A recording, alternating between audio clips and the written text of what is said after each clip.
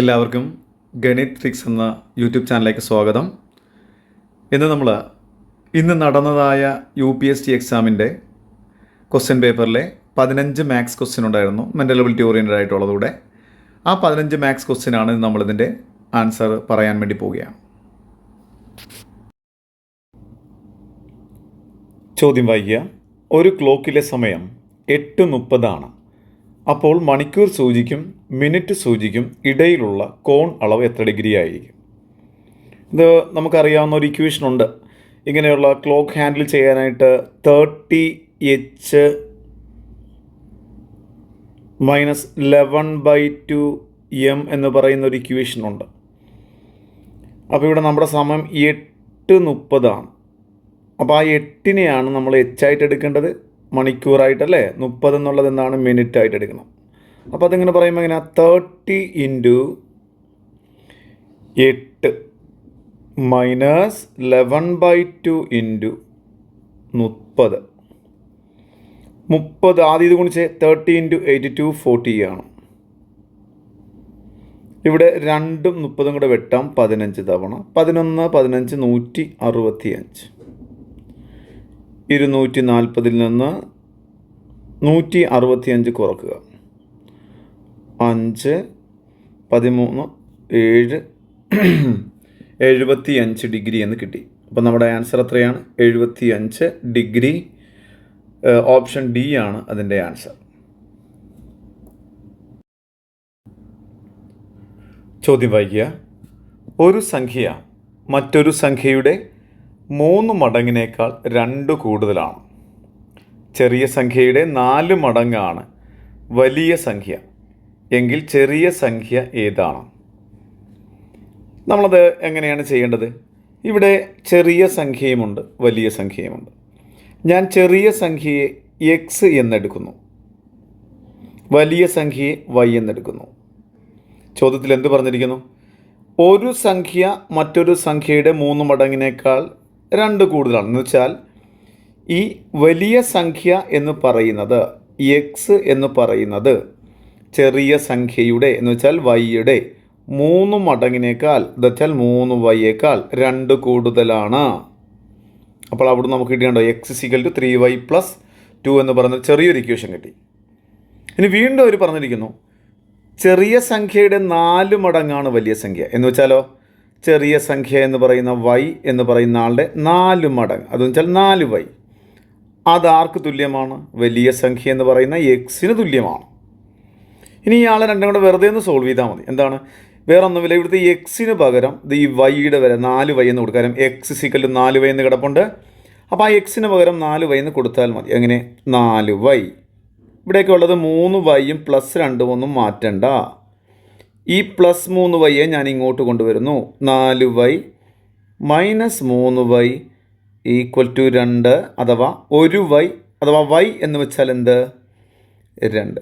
അപ്പോൾ y എന്ന് വെച്ചാൽ ആരാണ്? ചെറിയ സംഖ്യയായിട്ടല്ലേ എടുത്തിരിക്കുന്നത്. അപ്പോൾ ചെറിയ സംഖ്യ എത്രയാണ്? 2. ഇനി വലിയ സംഖ്യ വേണമെങ്കിൽ നമുക്ക് പറയാം 4 മടങ്ങ്. അപ്പോൾ എത്ര കിട്ടും? 8 എന്ന് പറയാം. നമ്മുടെ ആൻസർ ചെറിയ സംഖ്യ ഏതെന്നാണ്. അപ്പോൾ ആൻസർ 2, ഓപ്ഷൻ എ ആണ് നമ്മളുടെ ആൻസർ. ചോദ്യം വായിക്കുക. 2 സംഖ്യകളുടെ ശരാശരി 11.5-ഉം അവയുടെ വ്യത്യാസം 11.5-ഉമായാൽ വലിയ സംഖ്യ / ചെറിയ സംഖ്യ എത്ര? ചോദ്യത്തിൽ പറഞ്ഞിരിക്കുന്നു 2 സംഖ്യകളുടെ ശരാശരി. അപ്പോൾ സംഖ്യകൾ എയും ബിയും ആണെന്ന് വിചാരിച്ചേ.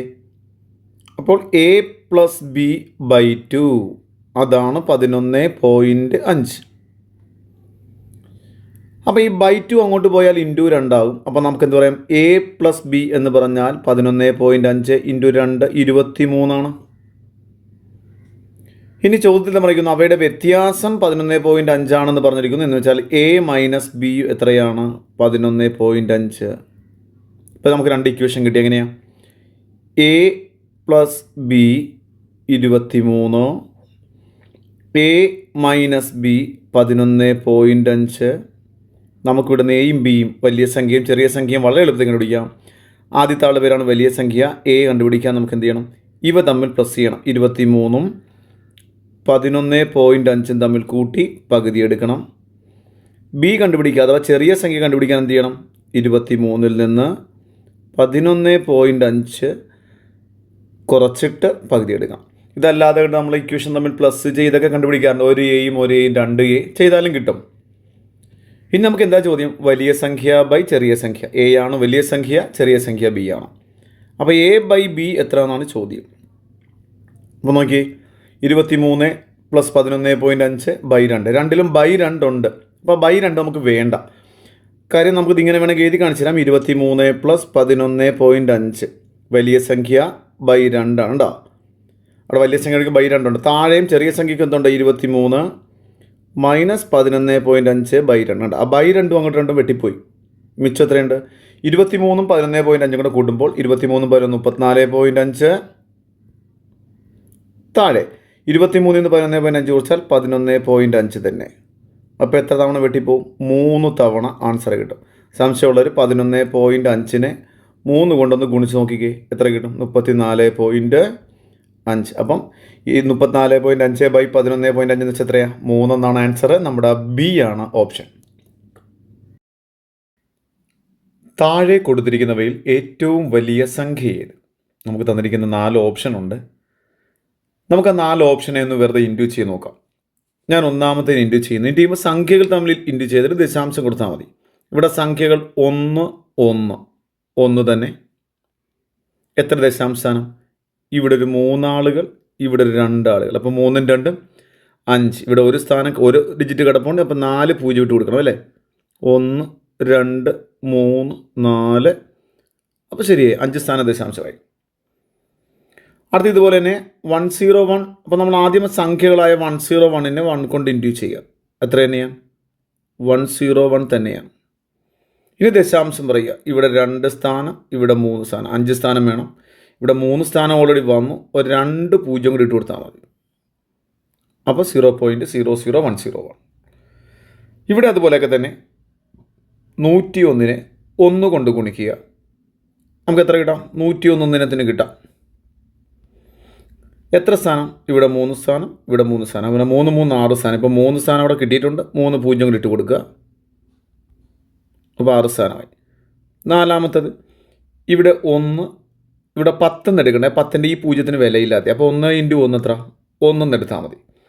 കാര്യം ദശാംശം കഴിഞ്ഞ് അവസാനം വരുന്ന 0 വിലയില്ല. ആ ദശാംശം കൂട്ടുകയും വേണ്ട. 1 എന്ന് എടുക്കുക. ഇവിടെ 3 സ്ഥാനം, ഇവിടെ 1 സ്ഥാനം, 4 സ്ഥാനം. അപ്പം 1 സ്ഥാനം 1 ഉണ്ട്, 3 0 കൂടി ഇട്ട് കൊടുക്കുക. ഇതാണ് നമുക്ക് കിട്ടിയ ആൻസറുകൾ. നമുക്ക് ആൻസറുകൾ നമുക്ക് ലെവലായിട്ടൊന്ന് എഴുതാം. നോക്കി, 0.000001. അടുത്തതോ 0.00101. അടുത്തത് 0.0000101. അടുത്തത് 0.0001. ഇവിടെ നമുക്കിത് ഇവിടെ നോക്കിയാൽ കാണാം, ഇത് 6 ഡിജിറ്റ് 6 സ്ഥാനമാണ്. അപ്പോൾ എല്ലാ സ്ഥലത്തും 6 ആക്കാം. ഇവിടെ 5 ഉള്ളൂ, ഒരു 0 ഇട്ട് കൊടുത്തു. ഇവിടെ ഒരു 0 ഇട്ട് കൊടുത്തു. ഇവിടെ 0 ഇട്ടണ്ട. ഇവിടെ 4 ഉള്ളൂ, 2 0 ഇട്ട് കൊടുക്കണം. ഇനി നിങ്ങളൊന്ന് നോക്കിക്കേ, ക്വസ്റ്റ്യനുകൾ നോക്കിക്കേ, ആരാണ് അതിൻ്റെ അകത്ത് വലുത് നോക്കിക്കേ. ഇവിടെ 10 എന്നാണ് വായിക്കേണ്ടത്, ദശാംശം ഇല്ലാത്തപ്പോൾ. ഇവിടെ 1010 എന്ന് വായിക്കണം. ഇവിടെ 101 എന്ന് വായിക്കണം. ഇവിടെയോ 100 എന്ന് വായിക്കണം. അപ്പോൾ നമ്മുടെ ആൻസർ ആരാണ് വലുത്? 1010 വന്നിരിക്കുന്ന ആളാണ്. എന്ന് വെച്ചാൽ ബി ഓപ്ഷനാണ് നമ്മുടെ ആൻസർ. ബി ആണ് നമ്മുടെ ഓപ്ഷൻ. ചോദ്യം വായിക്കുക. 1 + 2 + 3 + എക്സെട്ര 50 = 1275 ആയാൽ 3 + 6 + 9 + എക്സെട്ര +150 എത്ര? ഇവിടെ നിങ്ങൾക്ക് കാണാം 1 + 2 + 3 + എക്സെട്ര 50 = എത്ര? 1275. അതിന് താഴെ തന്നെ ഞാൻ കാണിക്കണം. 1-ന് പകരം 3, 2-ന് പകരം 6, 3-ക്ക് പകരം 9 + എക്സെട്ര 50-ന് പകരം 150. നിങ്ങൾക്ക് മനസ്സിലായി? ഇവിടെ കണ്ടോ, ഇവിടെ ഈ വന്നിരിക്കുന്ന ആദ്യത്തെ ശ്രേണിയിലെ എല്ലാ എലമെൻറ്റിനെയും 3 കൊണ്ട് ഗുണിച്ചപ്പോഴാണ് ഈ രണ്ടാമത്തെ ശ്രേണി നമുക്ക് കിട്ടിയിരിക്കുന്നത്. അപ്പോൾ 1 എന്ന് പറയുന്ന ആൾ 3 ആയിട്ട് മാറി. 2 എന്ന് പറയുന്ന ആൾ 2 × 3 ആണ്. 3 എന്ന് പറയുന്ന ആൾ 3 × 3 ആണിത്.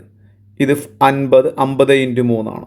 അപ്പോൾ നമുക്ക് എന്ത് ചെയ്യണം? എല്ലാത്തിനെയും 3 കൊണ്ട് ഗുണിച്ചു എന്ന് മനസ്സിലായി. അപ്പോഴും നമുക്ക് വേറെ ചെയ്യേണ്ട 1275നെയും 3 കൊണ്ട് ഒന്ന് ഗുണിച്ചാൽ മതി. അപ്പം നമുക്ക് 3825 എന്ന് കിട്ടും. ഓപ്ഷൻ എ ആണ് നമ്മളുടെ ആൻസർ. ചോദ്യം വായിക്കുക. 10.1 cube plus 2.9 cube all divided by 10.1 × 10.1 plus 2.9 × 2.9 minus 29.29. നിങ്ങളതിന് ആദ്യം മുകളിൽ തന്നിരിക്കുന്നത് 10.1ൻ്റെ ക്യൂബ് എന്നാണ്, പ്ലസ് 2.9ൻ്റെ ക്യൂബ് എന്നാണ്. ആ ഡിനോമിനേറ്ററാണ് ശ്രദ്ധിക്കേണ്ടത്. ആദ്യം വന്നിരിക്കുന്ന 10.1 × 10.1 എന്നുള്ളതിനെ നമുക്ക് 10.1ൻ്റെ സ്ക്വയർ എന്ന് പറയാം.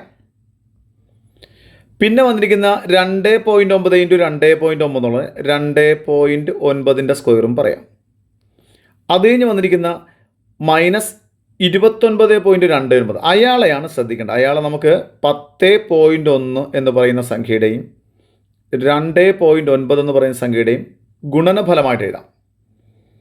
അപ്പം നമ്മുടെ ഇക്വേഷൻ നോക്കിയാൽ ഈ 10.1ന് എ എന്നെടുത്താൽ ഇയാളുടെ പേര് എ ക്യൂബ് എന്നാണ്, പ്ലസ് 2.9ന് ബി എന്നെടുത്താൽ ഇത് ബി ക്യൂബാണ്.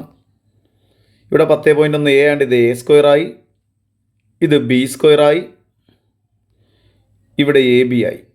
അപ്പോൾ നമ്മുടെ ഇക്വേഷൻ കണ്ടോ എങ്ങനെ വന്നു? A cube plus b cube all divided by a square minus a b plus b square. ഇതൊരു ഇക്വേഷനാണ്. A cube plus b cube by a square minus a b plus b square എന്ന് വെച്ചാൽ a plus b എന്നാണ്. അപ്പോൾ a plus b ആരാ? A എന്നുള്ളത് 10.1 അല്ലേ, plus എത്ര? ബി എന്നുള്ളത് എത്ര? 2.9 അല്ലേ. രണ്ടും കൂടെ കൂടുമ്പോൾ എത്ര ഇടാം? 13 എന്ന് നമ്മൾക്ക് ആൻസർ കിട്ടും. ഉണ്ടോ? 10.1 2.9 കൂട്ടുമ്പോൾ എത്ര? 12 13 എന്ന് കിട്ടും. നമ്മുടെ ഓപ്ഷൻ ഡി ആണ് ആൻസർ. ചോദ്യം വായിക്കുക. 2.5 മീറ്റർ നീളവും 1 മീറ്റർ വീതിയുമുള്ള ഒരു ടാങ്കിൽ 10,000 ലിറ്റർ വെള്ളം കൊള്ളുമെങ്കിൽ അതിൻ്റെ ഉയരം എത്രയായിരിക്കണം? ഇവിടെ ടാങ്ക് എന്ന് നോക്കുമ്പോൾ നമുക്ക് സിലിണ്ടർ ആകൃതിയല്ല ഇവിടെ ടാങ്ക്. ഇവിടെ ചതുര പെട്ടി പോലെ ഇരിക്കുന്ന ടാങ്കായിട്ടാണ് നമ്മൾ കൺസിഡർ ചെയ്യേണ്ടത്. എന്നാൽ മാത്രമേ അവിടെ ഇക്വേഷൻ നമുക്ക് ഉപയോഗിക്കാൻ പറ്റുള്ളൂ. അപ്പോൾ ഇങ്ങനെ ഇരിക്കുന്ന ഒരു ടാങ്കാണ് നമ്മൾ ഉപയോഗിക്കുന്നത്. അതാണ് ഉദ്ദേശിക്കുന്നത്, ഇങ്ങനെ ഇരിക്കുന്ന ഒരു ടാങ്ക്. ഇയാൾക്ക് നീളവും വീതി ഉയരവും ഉണ്ട്. അങ്ങനെയുള്ള ഒരു ടാങ്കിലാണ് നമ്മുടെ അടുത്ത് പറഞ്ഞിരിക്കുന്നത് 10,000 ലിറ്റർ വെള്ളം കൊള്ളും. നിങ്ങൾ ആദ്യം അറിയേണ്ട ഒരു കാര്യം, നിങ്ങൾക്ക് തന്നിരിക്കുന്ന അളവ് മീറ്ററിലാണ്. ഇവിടെ 10,000 ലിറ്റർ എന്നാണ് പറഞ്ഞിരിക്കുന്നത്. ആദ്യം ചെയ്യേണ്ട കാര്യം, ഈ 10,000 ലിറ്റർ എന്ന് പറയുന്ന ആളെ നമുക്ക് മീറ്റർ സ്ക്വയറിലേക്ക് മാറ്റണം. കാര്യം എന്നാലേ നമുക്ക് ചെയ്യാൻ പറ്റൂ. അതിനെന്ത് ചെയ്യണം? ലിറ്ററിനെ മീറ്റർ സ്ക്വയറിലേക്ക് മാറണമെങ്കിൽ നമ്മൾ 1000 കൊണ്ട് ഡിവൈഡ് ചെയ്യണം. ഒന്നുകൂടെ, ലിറ്ററാണ് തന്നിരിക്കുന്നത്, അയാളെ മീറ്റർ സ്ക്വയറിലേക്ക് മാറണമെങ്കിൽ 1000 കൊണ്ട് ഡിവൈഡ് ചെയ്യണം. അപ്പോൾ 10,000 എന്ന് പറയുന്ന ഒരാൾ അവിടെ കിടപ്പുണ്ട്. അയാളെ ഞാൻ 1000 കൊണ്ട് ഡിവൈഡ് ചെയ്തു. 3 0 വെട്ടിപ്പോയി. അപ്പോൾ 10,000 ലിറ്റർ എന്ന് പറഞ്ഞാൽ എന്തർത്ഥം? 10 മീറ്റർ സ്ക്വയർ എന്നർത്ഥം. ഇതാണ് ആദ്യം ചെയ്യേണ്ടത്. ഇനി എളുപ്പമാണ്. നമ്മുടെ ചതുരപ്പെട്ടിയാണ്. ചതുരപ്പെട്ടി പോലത്തെ ആളുടെ വ്യാപ്തത്തിൻ്റെ ഇക്വേഷൻ L × B × H എന്നാണ്. അതാണ് നമുക്ക് ഈ കിട്ടിയിരിക്കുന്ന 10 മീറ്റർ സ്ക്വയർ. അതിൽ L എന്നുള്ളത് നീളം 2.5 എന്നാൽ 2.5 എന്ന് എടുക്കാം. വീതി 1 മീറ്ററാണ്, അത് 1 എടുക്കാം. H ആണ് കണ്ടുപിടിക്കേണ്ടത്. = 10. അപ്പോൾ H കണ്ടുപിടിക്കാൻ എന്ത് ചെയ്യണം? ഈ 2.5 × 1 എന്ന് വെച്ചാൽ 2.5 ആണ്. അത് അപ്പുറത്ത് പോകുമ്പോൾ 10 എത്ര? 2.5 നമുക്ക് ഡിവൈഡ് ചെയ്യുമ്പോൾ 4 മീറ്റർ എന്ന് കിട്ടും. നമ്മുടെ ഓപ്ഷനിലൊന്നും കിടപ്പില്ല. അപ്പോൾ 4 മീറ്റർ എന്നുള്ളത് നമുക്ക് സെൻറ്റിമീറ്ററാണ് നമ്മുടെ ആൻസർ എങ്കിൽ നമുക്ക് 400 സെൻറ്റിമീറ്റർ എന്ന് എടുക്കാം. ഇനി മില്ലിമീറ്ററാണ് ആൻസർ എങ്കിൽ 4000 മില്ലിമീറ്റർ എന്നും എടുക്കാം. ഇപ്പോൾ സെൻറ്റിമീറ്റർ ആയിരിക്കും പൊതുവെ പറഞ്ഞിരിക്കുന്നത് എനിക്ക് തോന്നുന്നു. അതുകൊണ്ട് എ ആയിരിക്കാം ഓപ്ഷൻ.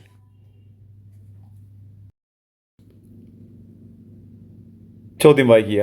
സീനയും മീനയും 2:3 എന്ന അംശബന്ധത്തിൽ ഒരു തുക ഭാഗിച്ചപ്പോൾ കിട്ടിയതിനേക്കാൾ 804 രൂപ കൂടുതൽ അതേ തുക 4:1 എന്ന അംശബന്ധത്തിൽ ഭാഗിച്ചപ്പോൾ സീനയ്ക്ക് കിട്ടി എങ്കിൽ അവർ ഭാഗിച്ച തുക എത്ര? അപ്പോൾ ഇവിടെ നമ്മൾ പറയേണ്ടത് 2:3 എന്ന അംശബന്ധത്തിൽ ഭാഗിക്കുമ്പോൾ ഒരാൾക്ക് എത്ര കിട്ടാം? 2x കിട്ടാം. അടുത്ത ആൾക്കോ 3x കിട്ടാം. അപ്പോൾ അധികമായി ലഭിക്കുന്നത് 1x ആണ്. 1x രൂപയാണ് ഇവിടെ അധികമായി ലഭിക്കുക. അപ്പോൾ 2:3 എന്ന അംശബന്ധത്തിൽ ഭാഗിച്ചപ്പോൾ. അപ്പോൾ 4:1 എന്ന അംശബന്ധത്തിലാണ് ഭാഗിക്കുന്നതെങ്കിൽ ഒരാൾക്ക് 4x കിട്ടാം, ഒരാൾക്ക് 1x കിട്ടാം. അപ്പോൾ അവിടെ അധികമായി കിട്ടുന്ന എത്രയാണ്? 3x. അധികമായി കിട്ടുന്ന ആൾക്ക് 3x രൂപ അധികം ലഭിക്കും. ഇനിയാണ് ചോദ്യം. കണ്ടോ, ഈ 3x എന്ന് ഭാഗിച്ചപ്പോൾ കിട്ടിയത് 1x എന്ന് ഭാഗിച്ചപ്പോൾ കിട്ടിയത് തമ്മിലുള്ള വ്യത്യാസമാണ് 804 രൂപ എന്നാണ് ചോദ്യത്തിൽ പറഞ്ഞിരിക്കുന്നത്. കാര്യം ഇങ്ങനെ ഭാഗിച്ചപ്പോഴും ഇങ്ങനെ ഭാഗിച്ചപ്പോഴും പറഞ്ഞിരിക്കുന്നത് അവ തമ്മിലുള്ള വ്യത്യാസം അധികമായി ലഭിക്കുക എന്ന് വെച്ചാൽ വ്യത്യാസം. അപ്പോൾ ചോദ്യത്തിൽ പറഞ്ഞിരിക്കുന്നത് ആ 3xൻ്റെ അകത്തുനിന്ന് 1x കുറച്ചാൽ നമുക്ക് 804 കിട്ടുമെന്നാണ് അവർ പറഞ്ഞിരിക്കുന്നത്. എന്ന് വെച്ചാൽ 2x ആണ് എത്ര? 804. അപ്പോൾ എക്സ് കണ്ടുപിടിക്കാൻ എന്ത് ചെയ്യണം? 804/2 ഡിവൈഡ് ചെയ്യുമ്പോൾ 402 എന്ന് കിട്ടും.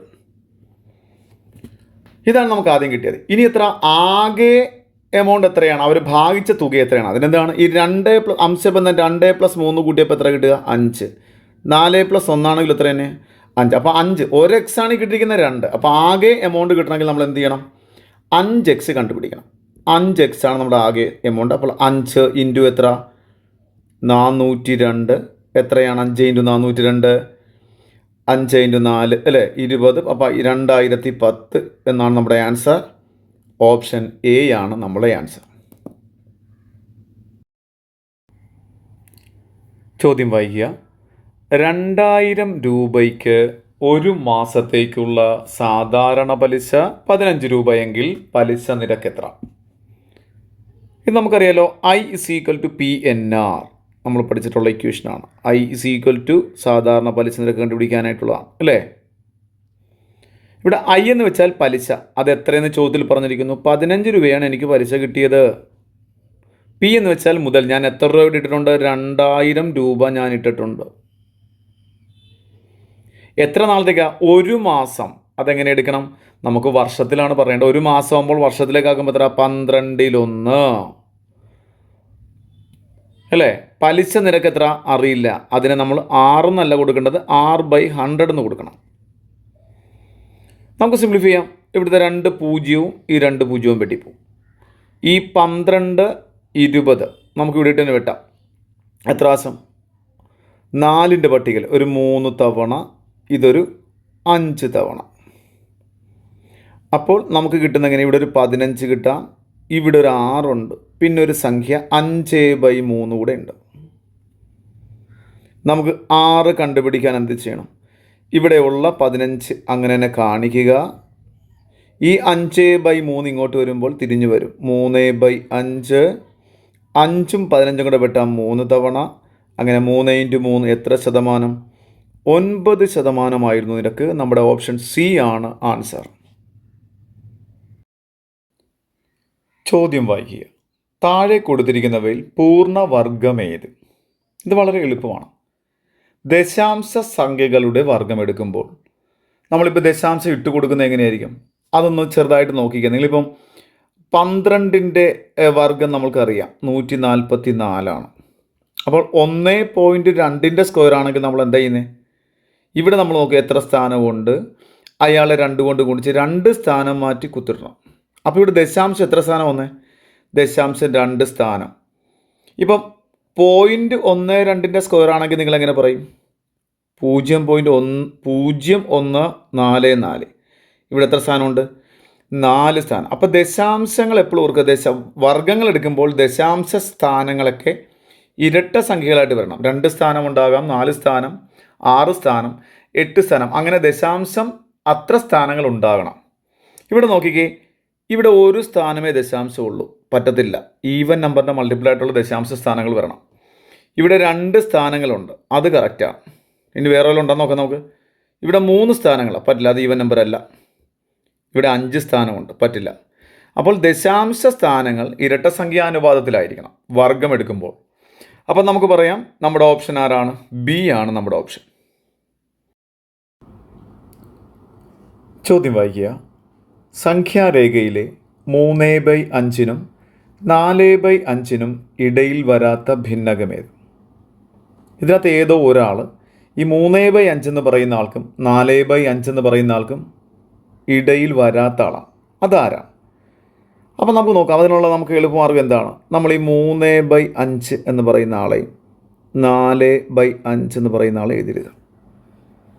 എളുപ്പമാർഗ്ഗം മുകളിലും താഴെയും 10 കൊണ്ട് ഗുണിക്കുക എന്നാണ്. 10 100 കൊണ്ട് ഗുണിക്കാം. അപ്പോൾ ഞാൻ ഒരു 0 ഇട്ട് കൊടുത്ത് 10 കൊണ്ട് ഗുണിക്കുന്നതിന് വരാം. ഇവിടെയും ഒരു 0 ഇട്ട് കൊടുത്തു. ഒന്ന് വെട്ടിക്ക് 5 30 എത്ര ദിവസം? 6 5 30 5 40 8. അപ്പോൾ 6-നും 8-നും ഇടയിലല്ലാത്ത സംഖ്യ ഇതിൽ ആര് കിട്ടും? നമ്മൾ ഡിവൈഡ് ചെയ്യുമ്പോൾ 6 പോയിൻറ്റ് വന്നാൽ കുഴപ്പമില്ല, 7 പോയിൻറ്റ് വരാം, 8 കഴിയാൻ പാടില്ല. അപ്പോൾ നമുക്കിതിൽ ഏതാണ് സംഖ്യ എന്നറിയാം. ആദ്യത്തെ ആൾ 6-നും 8-നും ഇടയ്ക്കായിരിക്കണം ആൻസർ കിട്ടുന്നത്. 2/3 എന്നാണ്. 2/3 നമ്മളൊരു 0 ഇട്ട് കൊടുക്കുന്നു. 20/3 ഇവിടെയൊക്കെ ഇട്ട് കൊടുത്ത പോലെ തന്നെ 20/3 എത്രയാണ്? 20 എത്ര പ്രാവശ്യമുണ്ട്? 6 തവണയുണ്ട്. ഇനിയും മിച്ചമുണ്ട്. അപ്പോൾ 6 പോയിൻറ്റ് സംതിങ് വരും. എന്ന് വെച്ചാൽ 6-നും 8-നും ഇടയിലാണ് ഇയാൾ. അപ്പോൾ ഒന്നാമത്തെ ആൾ 6-നും 8-നും ഇടയിലാണ്. അടുത്ത 5/8 ഇതുപോലെ തന്നെ പറ. 5/8 ഒരു 0 ഇട്ട് കൊടുത്തു അല്ലേ? എത്ര? 6 8 48. വീണ്ടും മിച്ചമുണ്ട്. അതും 6 പോയിൻറ്റ് സംതിങ് ആണ്. എന്ന് വെച്ചാൽ 6-നും 8-നും ഇടയിലാണ്. 3/7 0 ഇട്ട് കൊടുത്തു. 30/7 ആകുമ്പോൾ എത്ര? 4 പോയിൻറ്റ് സംതിങ്. 7 4 28 ഉള്ളൂ. 30-ൽ 4 തവണ അല്ലേ വരത്തുള്ളൂ. 6-നും 8-നും ഇടയിലല്ലല്ലോ 4 പോയിൻറ്റ് സംതിങ്. അതാണ് ആൻസർ. എങ്കിലും 5/7 തന്നെ ചെയ്തേക്കാം. 5/7 അപ്പം 50 എത്ര? 7 7 7 49. അപ്പോൾ 7 പോയിൻറ്റ് സംതിങ് വരും കേട്ടോ. അപ്പോൾ ബാക്കിയെല്ലാം 6 പോയിൻറ്റ് 7 പോയിൻറ്റ് എന്ന് വെച്ചാൽ 6-നും 8-നും ഇടക്കാണ്. ഇത് മാത്രം 4 പോയിൻറ്റ് സംതിങ്ങേ വരുള്ളൂ. അത് 6-നും 8-നും ഇടക്കല്ല. അപ്പോൾ ബാക്കി 3 വരും. നമ്മുടെ ഓപ്ഷനായ സി ആണ് നമ്മുടെ ആൻസർ, 3/7. ചോദ്യം വായിക്കുക.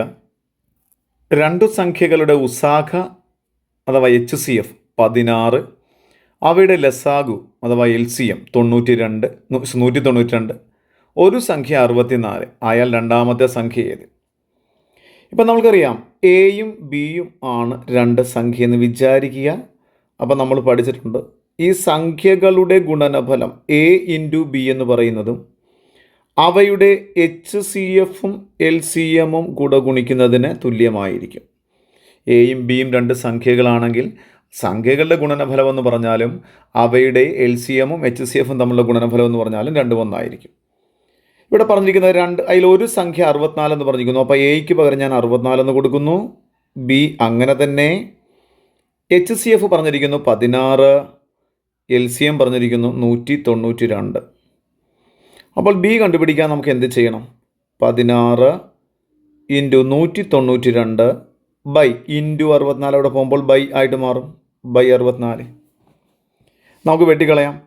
16ഉം 64, 16 × 4 ആണ് 64. 4 കൊണ്ട് 192 വെട്ടിക്കുക. 19 എത്ര ദിവസമുണ്ട്? 19-ൽ 4 തവണ 4 16, ശിഷ്ടം 3 32-ൽ 8 തവണ. അപ്പോൾ രണ്ടാമത്തെ സംഖ്യ ആരാണ്? 48 ആണ്. ഓപ്ഷൻ എ ആണ് നമ്മുടെ ആൻസർ. ചോദ്യം വായിക്കുക. 2/3 × 5/4 വില എത്ര? നമുക്കിത് വളരെ എളുപ്പത്തിൽ ചെയ്യാം. വേണമെങ്കിൽ 2/3 5/4 നമുക്ക് കണ്ടുപിടിച്ചിട്ട് ചെയ്യാം. എന്ന് വെച്ചാൽ 8 × 5/4 625 നമുക്ക് ചെയ്യാം. അതിനേക്കാൾ നല്ലത് ഈ 2/3 എന്ന് വെച്ചാൽ 2 2 2, 5/4 എന്ന് വെച്ചാൽ 5 5 5 5. അപ്പോൾ ഈ 5-ഉം 2-ഉം കൂടെ ഗുണിക്കുമ്പോഴത്തേക്ക് 10 ആയിട്ട് മാറും. ഇത് ഗുണിക്കുമ്പോഴും 10 കിട്ടും, ഇത് ഗുണിക്കുമ്പോഴും 10 കിട്ടും. പിന്നെ മിച്ചം ഒരു 5 എവിടെ ഉള്ളൂ. ഒരു 5 3 തവണ 10 കൊണ്ട് ഗുണിക്കണം. അപ്പോൾ എത്ര? 3 0 ഇട്ട് കൊടുക്കണം. ആൻസർ എത്ര? 5000 എന്ന് പറയാം. നമ്മുടെ ബി ആണ് നമ്മുടെ ഓപ്ഷൻ. ചോദ്യം വായിക്കുക. 4/20 പ്ലസ് 8/200 പ്ലസ് 32/2000 തുല്യമായ ദശാംശ സംഖ്യ ഏത്? നമുക്ക് ആ തന്നിരിക്കുന്ന കാര്യങ്ങൾ എഴുതാമല്ലോ. 4/20 പ്ലസ് 8/200 പ്ലസ് 32/2000. നമ്മൾ ഇയാളെ പൂർണ്ണമായും വെട്ടിക്കളയില്ല. 4 കൊണ്ട് 4നും 20നും വെട്ടാം. പക്ഷെ അങ്ങനെയല്ല. താഴെ 10, 100 1000 ഒക്കെ വന്നാൽ ദശാംശ രൂപമാക്കാൻ വളരെ എളുപ്പമാണ്. അപ്പം ഞാനിതിനെ താഴെ 10 വരാൻ വേണ്ടി 2 കൊണ്ട് വെട്ടണം. അപ്പോൾ ഇവിടെ 10 അല്ലേ, 2 കൊണ്ട് വെട്ടിയപ്പോൾ ഇവിടെയും 2 കൊണ്ട് വെട്ടണം. 2/10 എന്ന് നമുക്ക് കിട്ടി. 2/10 എന്ന് വെച്ചാൽ ആരാണ്? 10 കൊണ്ട് ഹരിക്കാൻ ഒരു സ്ഥാനം മാറ്റണം. അപ്പോൾ 0.2 എന്നർത്ഥം. ഇവിടെ ഇതുകൊണ്ട് തന്നെ 2 കൊണ്ട് വെട്ടുകയാണ്. അപ്പോൾ 2 കൊണ്ട് വെട്ടുമ്പോൾ ഇവിടെ 100 എന്ന് കിട്ടാം. ഇവിടെ വെട്ടിയാലോ 4 എന്ന് കിട്ടാം. 4/100 എന്നാണ്. 4/100 എന്ന് വെച്ചാൽ 2 സ്ഥാനം വേണം. അപ്പോൾ 0.04 എന്ന് വരും. ഇവിടെ ഇതുപോലെ തന്നെ 2 കൊണ്ട് വെട്ടുക. ഇപ്പോൾ താഴെ 1000 എന്ന് വരും. ഇവിടെ 2 കൊണ്ട് വെട്ടിയാൽ 16 എന്ന് വരും. അപ്പോൾ 16/1000 എന്ന് വെച്ചാൽ 3 സ്ഥാനം മാറണം. ഇവിടെ 2 സ്ഥാനം ഉണ്ട്. ഒരു 0 കൂടി ഇട്ട് കൊടുത്തു. ഒരു ദശാംശം ഇട്ടപ്പോൾ 0.01 ഇനി 3 കൂടെ കൂട്ടിയാൽ മതി. 0.2 0 3 സ്ഥാനമാക്കിയിട്ടുണ്ട് ഞാൻ. 0.040 0.016 പ്ലസ് ചെയ്യുമ്പോൾ 6 4 1 5 2 0. അപ്പോൾ 0.256 എന്ന് പറയുന്ന സി ഓപ്ഷനാണ് നമ്മുടെ ആൻസർ.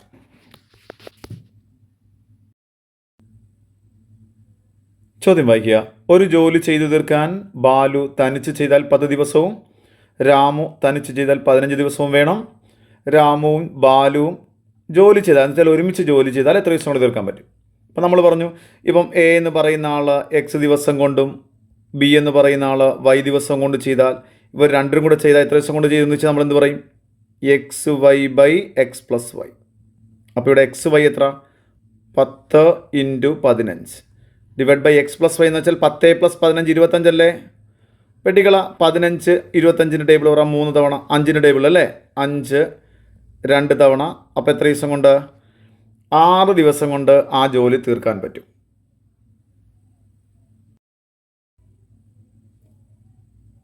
ഇന്ന് നടന്ന ഈ എക്സാമിൻ്റെ എല്ലാ ക്വസ്റ്റ്യൻ നമ്മളിപ്പോൾ ചെയ്ത് കഴിഞ്ഞു.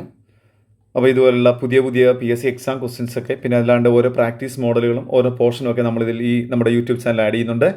അപ്പോൾ നിങ്ങൾക്ക് മാത്സിനെ കുറിച്ച് കൂടുതൽ അറിയുന്നതിനും പഠിക്കാനും നിങ്ങൾ ഈ ചാനൽ സബ്സ്ക്രൈബ് ചെയ്യുകയും നിങ്ങളുടെ കൂട്ടുകാർക്ക് പരമാവധി നിങ്ങൾ ഷെയർ ചെയ്യുകയും ചെയ്യുക. Thank you. അടുത്ത വീഡിയോയിൽ കാണാം.